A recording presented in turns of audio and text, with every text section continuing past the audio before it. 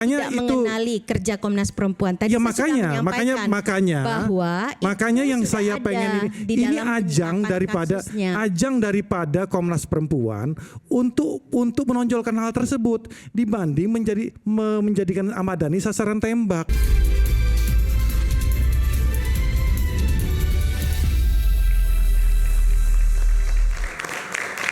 Saya langsung ke Mbak Andi Endriani. Mbak Andi, ada komentar tadi apa yang disampaikan oleh Mas Henderson? Iya. Dan apa yang selama ini terjadi? Baik. Yang pertama, diskusi tentang genetik ini tentunya baik. Perlu kita timbang lebih panjang. Tetapi disitulah letak kontradiksinya. Jika memang menempatkan genetik begitu pentingnya, apa landas untuk mengatakan jangan ras yang ini tapi ras yang itu? Karena itu pernyataannya menjadi sangat rasis. Dan anggota dewan diikat dengan sebuah nilai untuk menghormati hak-hak asasi manusia tanpa diskriminasi. Kita juga tahu bahwa tadi Christian Carlos juga sudah menyebutkan anak bisa jadi dia memanggul cita-cita orang tuanya. Tetapi orang tua yang bijak itu tidak melahirkan anak untuk menjadi seperti yang dia mau saja. Jika cita-cita itu tadi sebetulnya juga sangat menarik karena Bang Iman juga udah bilang, Carlos juga sampaikan, perkawinan yang dialami oleh teman-teman naturalisasi saat ini itu bukan karena pemerintah menyuruh mereka kawin supaya nanti punya anak yang bisa jadi main bola untuk jadi tim squadnya Indonesia. Itu kan ide yang berbeda. Kalau saya boleh menyampaikan, di Indonesia ini kita pernah punya dan masih ada yang punya praktik perbudakan. Itu macam menyuruh orang untuk beranak pinaklah engkau supaya nanti anakmu itu juga akan melakukan jasa yang sama dengan yang dilakukan oleh orang tuanya. Hal yang lain lagi tadi saya sampaikan bahwa ini adalah sebuah rapat yang serius, ditonton oleh masyarakat. Ada ekspektasi yang besar bahwa dia dinyatakan dengan data-data yang baik. Bahkan mungkin diskusi ini melintasi apa yang terpikirkan pada saat diskusi sebelumnya di awal, gitu. Nah, ini yang sebetulnya kalau buat Komnas Perempuan kami ingin mengingatkan bahwa isu kekerasan terhadap perempuan pada dasarnya juga sangat terkait dengan pola pikir di mana kita menempatkan perempuan.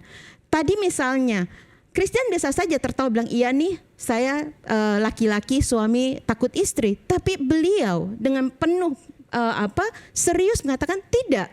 Karena saya hormat pada istri saya, bukan karena saya takut. Itu adalah pernyataan yang menunjukkan bagaimana alam pikir menempatkan perempuan. Ataukah hanya menempatkan dia sebagai perempuan ini sebagai tempat beranak pinak saja sehingga bisa bilang, oh kalau satu gagal kita tambah aja kan bisa 4 gitu. Nah, hal seperti inilah yang kami soroti karena pernyataan seperti ini ibu bapak kawan-kawan sekalian, seringkali isu seperti inilah yang menyebabkan perselisihan yang luar biasa yang kemudian mengakibatkan kekerasan di dalam rumah tangga. 445.000 lebih kasus yang dilaporkan tahun 2024 itu mayoritas adalah isu kekerasan di ranah personal yang hadir dari cara pikir di awal. Kalau cara pikir ini diekspresikan seolah-olah dia gampang sesuatu yang boleh diterimakan, maka cita-cita kita dari awal untuk menempatkan seseorang itu sama harkat dan martabatnya baik laki-laki maupun perempuan. Yang harusnya justru pilar etika, moral dan itu yang disebutkan sebagai kewibawaan dari lembaga legislatif. Karena dia menjadi panutan bagi rakyat. Wakil rakyat itu bukan orang yang lebih rendah. Wakil adalah orang yang merepresentasikan. Kalau dia dibiarkan, apakah itu berarti representasi dari aspirasi yang ada di dalam masyarakatnya?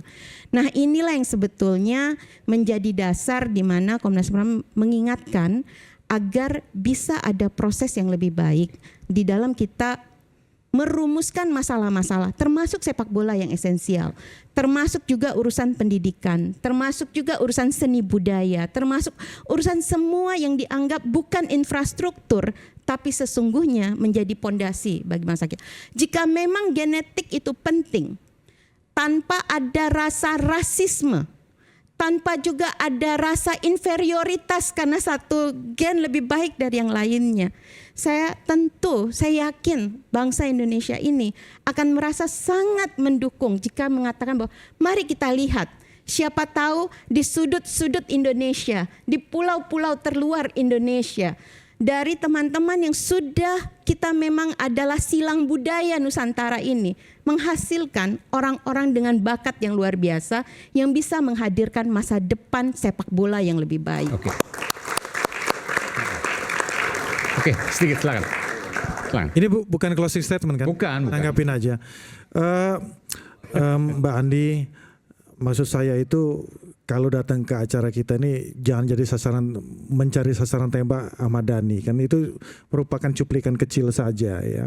Kan tadi saya sudah batasi bahwa apa yang dikatakan oleh Mas Dhani masalah genetik itu yang saya ambil disari. Kalau pernyataan setelah itu saya no comment karena di situ adalah ranah dari Mahkamah Kehormatan Dewan yang saat ini sedang berproses apakah beliau bersalah atau tidak. Tapi saya pengen sekali lagi saya pengen kasih masukan yang konkret dan kinerja Komnas Perempuan yang benar-benar konkret. Maksud saya dalam konteks sepak bola dan konteks olahraga secara nasional.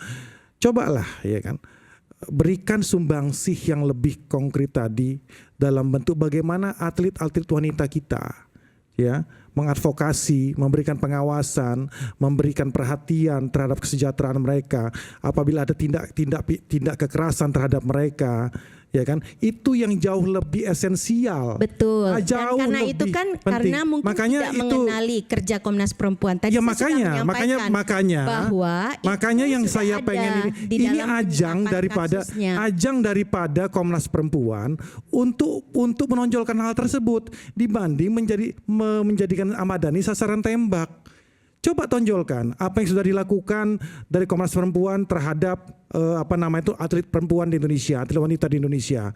Itu kan pasti jauh lebih korelasinya, pasti lebih penting dibanding kita mencari siapa yang salah, siapa yang benar, seolah-olah